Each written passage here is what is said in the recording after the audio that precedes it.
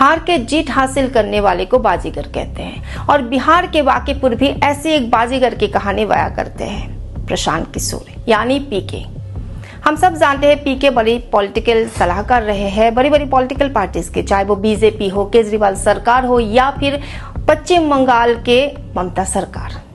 पर वो डायरेक्टली कभी पॉलिटिकल ग्राउंड पे नहीं उतरे थे, पर इस बार बिहार के परिस्थिति उनको विवश करते हैं। वो बिहार के मुख्यमंत्री सम्राट चौधरी के शिक्षा के ऊपर उंगली उठाते हैं। उनका कहना यह है एक अशिक्षित व्यक्ति मुख्यमंत्री कैसे बन सकते हैं। बिहार के अपराध के ऊपर भी वो काफी चिंतित रहते हैं और उनका कहना यह है कि खुद मुख्यमंत्री अपराध में लिप्त है, क्योंकि सम्राट चौधरी के आपराधिक हिस्ट्री काफी लंबा चौड़ा है।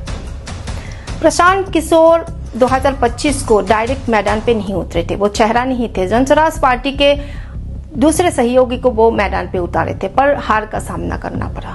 पर वो बाजीगर थे, वो उस हार से कुछ सीखा था और 2026 यानी 26 को वो बहुमत से जीत जाते हैं। प्रशांत किशोर के कुछ मुद्दे थे, जैसे वो बाकी पॉलिटिकल पार्टीज की तरह बड़ी बड़ी रैलीज नहीं करे थे, जनता को अपनी तरफ नहीं बुलाए थे, वो लोगों के घरों तक पहुंचे थे।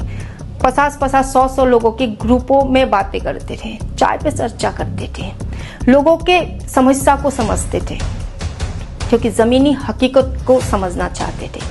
और जंतर मंतर पे हो रहे सीजेपी के आंदोलन भी इस मुद्दे पे घी जैसे काम कर देते हैं, जैसे आग में घी डाल दिए, क्योंकि जैनजी काफी नाराज है सरकार से और प्रशांत किशोर इसी मुद्दे को भुनाते हैं, क्योंकि हम सब जानते हैं कि बिहार में नीति के ऊपर काफी उपद्रव हुए थे और इसी मुद्दे को लेकर वो आगे बढ़ते हैं। करप्शन फ्री एक इंडिया बनाने की मुद्दा जैनजी के सामने को रखते हैं। दूसरी बात है भरत तिवारी, क्योंकि शायद बीजेपी काफी ओवर कॉन्फिडेंट रहे। भरत तिवारी को जिस तरीके से एनकाउंटर करा गया था, प्रशासन के हाथ जैसे था उस केस में, उस मुद्दे को वो भुना लिए थे। तीसरे थे यूजीसी को लेके जनरल कास्ट काफी नाराज थे सरकार से और प्रशांत किशोर ने इसी मौके को भुना लिए, क्योंकि प्रशांत किशोर जिस एरिया से जीते थे वो जनरल कास्ट के मेजोरिटी एरिया है, तो यानी जनरल कास्ट अब बीजेपी से खफा है। एक बात तो भाई साहब समझ में आ गई, अब देश बदल रहे हैं। अब जनता चेहरा देख के नहीं, ना लाठी के डंडा खा के, जनता अब काम देख के